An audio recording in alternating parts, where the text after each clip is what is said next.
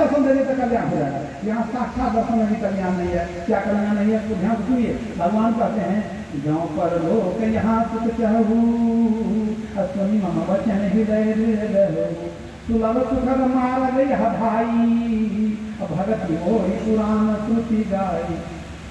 क्या कहते हैं भगवान? सार बात बतलाता है।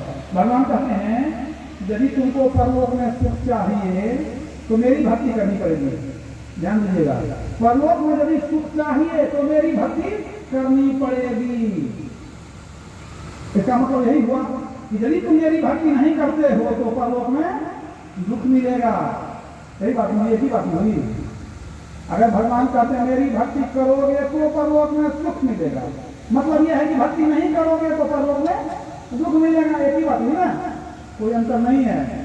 जैसे कि अगर आप आधा गिलास पानी हमारे पास रख दीजिए, हम कहें कि नहीं आधा गिलास खाली है, आप कहिए नहीं आधा गिलास पानी है, हम कहेंगे आधा गिलास खाली है, तो हम भी बोलते हैं, आप सही बोलते हैं, हम भी बोलते हैं ना।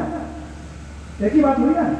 अरे भक्ति करोगे परलोक में सुख मिलेगा, नहीं करोगे दुख मिलेगा, एक ही बात है। तो भगवान क्या कहते हैं कि अगर मैं किसको कहते हैं प्रजाजनों को बुलाए, एक बार भगवान बुलाए, सबको आके बैठे, सब दर्शन कर रहे हैं, भगवान राम का ऊंचे आसन पर बैठे थे। अब सबको भगवान क्या कहते हैं? दर्शन तो दे रहे हैं भगवान। अब कहते हैं यदि तुम मेरी भक्ति नहीं करोगे तो मरने के बाद दुख में जाओगे, सुख नहीं मिलेगा। मतलब ये हुआ कि भगवान का दर्शन हो रहा है, अब तब भी अगर भक्ति नहीं की मर गए तो कहाँ जाएंगे? नरक में जाएंगे, दुख में जाएंगे। बात तो होती है। आप कहेंगे नहीं कैसे हो सकता, भगवान का दर्शन हो गया तो सुख हो जाना चाहिए, मुक्ति मिल जाएगी। यदि ऐसी बात होती तो भगवान राम ये नहीं कहते कि आप सबको बुलाए हैं निमंत्रण दे करके, हम यहाँ बैठे हैं, आप लोग हमको दर्शन हमारा कर रहे हैं और बढ़िया से दर्शन कर लीजिए, दर्शन कर लीजिए, भक्ति पूरी हो गई, घर चले जाइए, काम खत्म। दर्शन से अगर भक्ति पूरी होती तो भगवान कहते हैं ना कि दर्शन हो गया, काम खत्म, घर को चले जाइए। तो क्या कह रहे हैं? दर्शन तो तुम कर रहे हो, लेकिन मेरी भक्ति अगर नहीं किया तो मर करके कहाँ जाओगे? दुख में जाओगे। मतलब दर्शन करके जाओ है, अभी भक्ति बाकी है। मतलब क्या हुआ कि दर्शन हो रहा है, भक्ति बाकी है, इसको समझिए।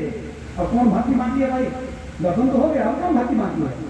जो दर्शन हुआ है वो सगुण दर्शन हुआ है, भक्ति बाकी कौन है? वो निर्गुण की भक्ति बाकी है अभी। दोनों भक्ति पूरी होगी तब मुक्ति मिलेगी। बात तो समझे ना। अभी सगुण दर्शन हुआ, रूप का दर्शन हुआ, बाहर में दर्शन हुआ है, और एक भक्ति बाकी है। उस भक्ति से क्या होगा? अंदर में दर्शन होगा। और जब अंदर में ही दर्शन हो जाएगा शबरी के तरह, तब मर करके मुक्ति में जाएंगे। अगर शबरी के तरह अंदर में दर्शन नहीं हुआ, दशरथ जी के तरह सिर्फ बाहर में दर्शन हुआ, तो दशरथ जी की तरह मर जाए स्वर्ग जाइएगा, मुक्ति में नहीं जाइएगा। स्वर्ग मिल जाएगा लेकिन मुक्ति में नहीं जाएगा। स्वर्ग के लिए क्या कहा भगवान ने? स्वर्ग दुखदाई।